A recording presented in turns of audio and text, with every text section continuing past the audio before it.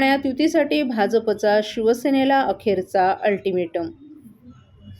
शिवसेना भाजप युतीच्या आजवर 2 बैठका झाल्या, मात्र त्यातून फार काही निष्पन्न झालं नाही। तरी शिवसेनेला शनिवारची डेडलाईन देण्यात आल्याची माहिती भाजपचे ठाणे महानगरपालिकेचे निवडणूक प्रभारी आमदार संजय केळकर यांनी प्रसारमाध्यमांशी बोलताना दिली आहे। आम्ही आमचा जागा वाटपाचा फॉर्म्युला भाजपच्या वरिष्ठ नेत्यांकडे दिलाय, तेव्हा युतीविना असो अथवा युतीसह दोन्ही प्रकारे लढाईसाठी भाजप सज्ज आहे। 2017 मध्येही भाजप स्वतंत्रपणे लढला, त्यापूर्वीही आम्ही स्वतंत्र लढलो होतो, याची आठवण आमदार संजय केळकर यांनी शिवसेनेला करून दिली आहे। आणि सर्वांना ठाणेकरांना तशीच इच्छुक उमेदवारांनाही उत्सुकता आहे की युती होणार की नाही। युतीच्या 2 बैठका झाल्या, त्याच्यातून फार काही निष्पन्न झालेलं नाही। उद्याची आम्ही डेडलाईन दिलेली आहे। युती विना किंवा युतीसह दोन्हीसाठी भारतीय जनता पार्टी तयार आहे। तरी नेमकं काय फॉर्म्युल्यावर गाडी आणली? फॉर्म्युला आता आम्ही आमच्या पक्षश्रेष्ठींकडे दिलेला आहे। आजच आमची बैठक झाली प्रदेशाच्या अध्यक्षांच्या बरोबर, आणि जे काही फॉर्म्युल्याच्या गोष्टी आहेत किंवा जी भारतीय जनता पार्टीला अपेक्षित आहे युतीमध्ये, ती सगळी तपशील जो आहे तो आम्ही त्यांना दिलेला आहे। आणि आम्ही हे देखील सांगितलंय की उद्यापर्यंत आपण याची निर्णय घ्यावा। आम्ही दोन्ही गोष्टी करता तयार आहोत। We are prepared for both the thing. स्वतः प्रदेशाध्यक्ष इथे ठाण्यात येऊन बैठक करून गेले, ते कल्याण डोंबिवली महापालिकेच्या संबंधामध्ये त्यांची त्या ठिकाणी चर्चा होती।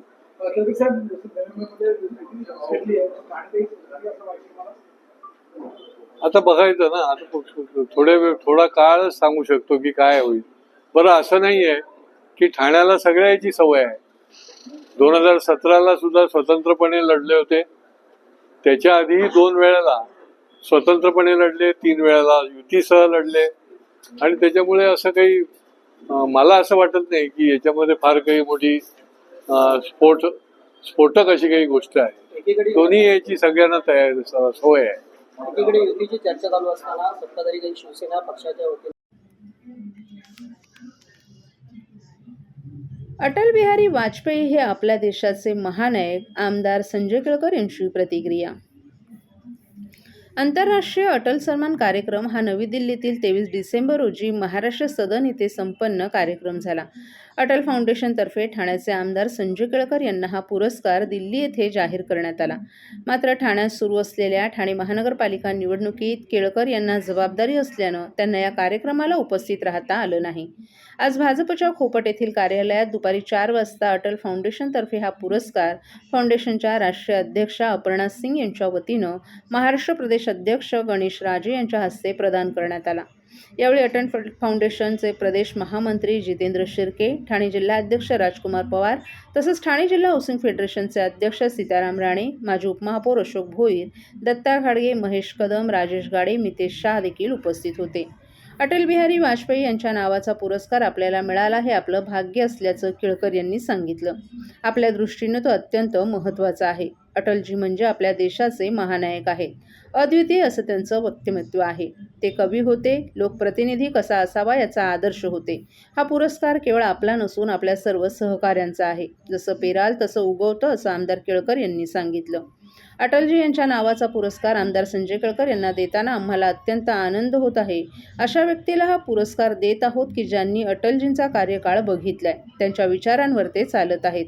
आमदार म्हटलं की त्यांच्या पाठी कार्यकर्त्यांचा लवाजमा आला, परंतु आमदार केळकर हे साधे आणि सरळ जीवन जगतात, नागरिकांना सहज उपलब्ध होतात। सामाजिक क्षेत्रात अनेक संस्थांच्या माध्यमातून त्यांनी शेतकऱ्यांसाठी, पोलिसांसाठी, माजी सैनिकांसाठी, तरुणांसाठी अनेक उल्लेखनीय कामगिरी केली आहे। त्यांच्या या कामाची दखल आमच्या संस्थेनं घेऊन त्यांना अटल सन्मान हा पुरस्कार केला, असं अटल फाउंडेशनचे महाराष्ट्र प्रदेश अध्यक्ष गणेश राजे यांनी बोलताना सांगितलं। सर्वप्रथम तर आमचे राष्ट्रीय अध्यक्ष अपर्णाजी सिंह यांनी थोडी माहिती देतो मी आपल्या अटल फाउंडेशन विषयी। आपल्या अटल फाउंडेशनचे राष्ट्रीय अध्यक्ष अपर्णाजी सिंह आहेत, आणि आपलं हे कार्य भारत देशामध्ये जवळजवळ 22 राज्यामध्ये चालतं, आणि महाराष्ट्रामध्ये 27 जिल्ह्यामध्ये 250च्या वरती आपले पदाधिकारी आहेत। तर साहेबांना इलेक्शनमुळे, महानगरपालिकेच्या निवडणुकीमुळे येता आलं नाही. साहेबांनी दिल्लीसाठी संदेश दिला आणि माझ्या हातात अवॉर्ड तो सुपूर्द त्यांनी केला आणि मी माझं भाग्य समजतो, कारण की एवढ्या मोठ्या हस्तीला आज माझ्या हातचे अवॉर्ड दिला जातोय. एका मोठ्या हस्तीचं नावाचा अवॉर्ड त्यांच्या स्मृतीमध्ये एवढ्या महान हस्तीला संजय केळकर साहेबांना दिला जातो, ह्याच्याबद्दल मला मनस्वी आनंद आहे. हा खऱ्या अर्थानं ठाणे शहराचा गौरव आहे, सर्वांचा गौरव आहे.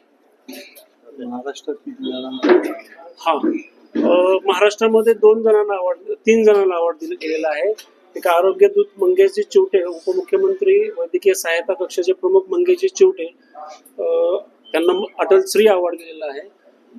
आमदार संजयजी केळकर साहेबांना आंतरराष्ट्रीय अटल अवॉर्ड दिलेला आहे आणि प्रार्थना फाउंडेशनचे प्रसाद मोहिते जे अनाथ मुलांना सांभाळतात त्यांना अटल श्री अवॉर्ड दिलेला आहे. आणि देशभरातून जवळजवळ 30 अवॉर्ड, प्रत्येक राज्याला 1 अवॉर्ड याप्रमाणे अवॉर्ड दिलेले आहेत. फक्त आपल्या महाराष्ट्राला जरा दुःख माप दिले, कारण महाराष्ट्रामधून अटल फाउंडेशनच्या मार्फत सेवा कार्य चांगल्या प्रकारे चालते.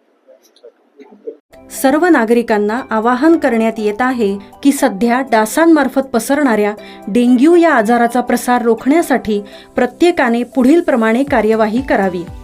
डेंग्यू आजार एडिस इजिप्ती हा डास चावल्याने होतो. या डासांची पैदास साचलेल्या किंवा साचवलेल्या स्वच्छ पाण्यामध्ये होते. 8 दिवसांपेक्षा जास्त दिवस पाणी उघडे व साचून राहिल्यास त्यात डास अंडी घालतात. अंड्यांच्या अळ्या तयार होऊन पुढे डास तयार होतात. यासाठी आपल्या घरातील पाणी साठे, उदाहरणार्थ बॅरल्स, पिंपे, टाक्या, हौद, रांजणे इत्यादी दर आठवड्याला रिकामे करून घासून पुसून कोरडे करून पुन्हा भरावे. 1 दिवस कोरडा दिवस म्हणून पाळावा. पाणी साठ्यांना घट्ट झाकणे बसवावीत किंवा जुनी साडी, चादर, धोतर यांनी बांधून झाकून ठेवावीत, म्हणजे डास त्यात जाऊन अंडी घालणार नाहीत. घराच्या गच्चीवर, आजूबाजूला, अंगणात कोठेही पाणी साचू देऊ नये. भंगार सामान उघड्यावर टाकू नये. उदाहरणार्थ टायर्स, प्लास्टिक सामान, कुंड्या, टाकाऊ वस्तू इत्यादी. अशा सामानात पावसाचे पाणी साठून त्यात डेंग्यूच्या डासांची पैदास होते. घरातील कूलर्स, फ्रीजच्या पाठीमागील ट्रे हे देखील वेळोवेळी कोरडे करावेत. लक्षात ठेवा, नुसत्या फवारणीने डास घनता कमी होत नाही, तर त्यासाठी डास पैदास ठिकाणे नष्ट करणे ही आपल्या सर्वांची जबाबदारी आहे. कोणताही ताप अंगावर न काढता जवळच्या शासकीय रुग्णालयात मोफत औषधोपचार घ्या. अशा प्रकारे नागरिकांनी सहकार्य केल्यास डेंग्यूचा प्रसार रोखणे सहज शक्य आहे.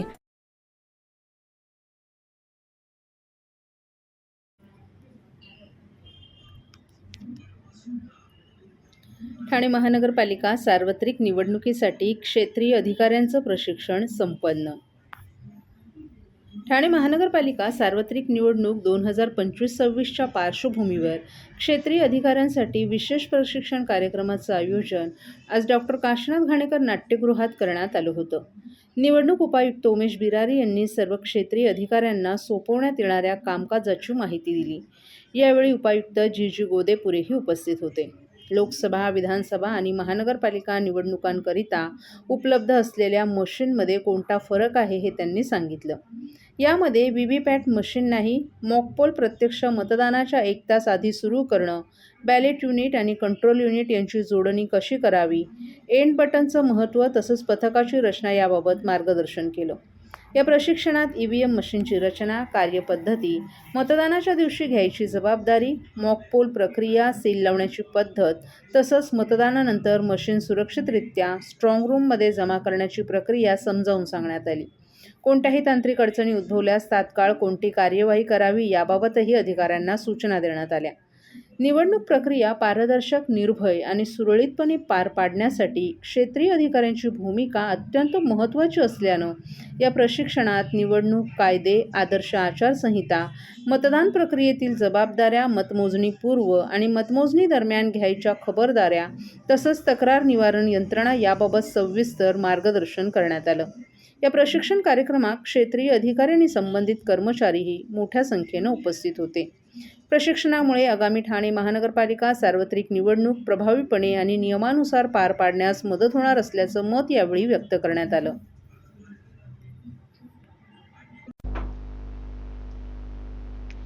ठाणे महानगरपालिकेची निवडणूक जवळ आली असतानाच इतर पक्ष आणि अपक्ष उमेदवारांची फॉर्म भरायला सुरुवात झाली. शिंदेची शिवसेना आणि भारतीय जनता पक्षाच्या पदाधिकाऱ्यांच्या बैठका अजूनही सुरूच आहेत. तर युती होते की तुटते याकडे सर्वांचं लक्ष लागलेलं असताना दुसरीकडे प्रत्येक पक्षानं आपल्या पक्षाचा वोरडाओरडात प्रवेश सुरू केलाय. त्यातच आज भारतीय जनता पार्टीच्या वतीनं ठाण्यातील 3 हात नाका ब्रिज आणि इतर 16 ठिकाणी बॅनरबाजी केली. नमो भारत नमो ठाणे या शीर्षकाखाली बॅनर शहरातील मुख्य चौक आणि ब्रिज जवळ लावण्यात आल्याचंही समजतंय. तर भाजपच्या वतीनं शहरात अशा प्रकारे लावलेले बॅनर चर्चेचा विषय ठरलाय. मतदान प्रशिक्षणास अनुपस्थित असलेल्या कर्मचाऱ्यांवर होणार शिस्तभंगाची कारवाई.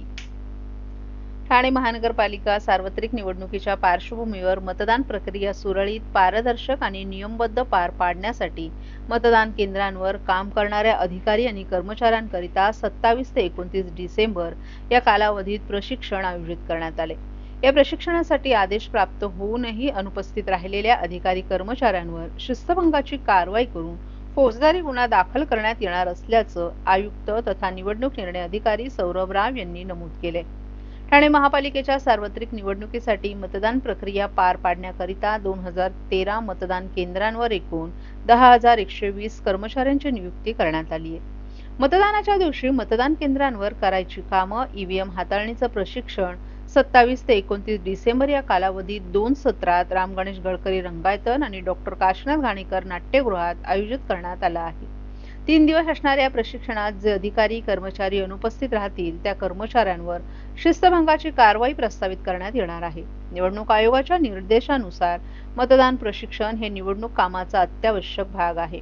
प्रशिक्षणाद्वारे मतदान प्रक्रिया, ईव्हीएम हाताळणी, मॉक पोल, मतदार ओळखपत्र, आचारसंहिता पालन, आपत्कालीन परिस्थितीतील कार्यपद्धती आदी बाबींचं सखोल मार्गदर्शन दिलं जातं. त्यामुळे प्रशिक्षणात अनुपस्थित राहणं ही गंभीर बाब मानली जाणार असल्याचं आयुक्तांनी स्पष्ट केले. निवडणूक ही लोकशाहीची महत्त्वाची प्रक्रिया असून त्यात नियुक्त करण्यात आलेल्या प्रत्येक अधिकारी आणि कर्मचाऱ्याने जबाबदारीने आपलं कर्तव्य पार पाडणं अपेक्षित आहे. कोणतीही सबब ग्राह्य धरली जाणार नाही. सर्व संबंधित कर्मचाऱ्यांनी दिलेल्या वेळेत प्रशिक्षणात उपस्थित राहून निवडणूक कामकाजासाठी सज्ज राहावं असं आवाहन प्रशासनाच्या वतीनं करण्यात आले.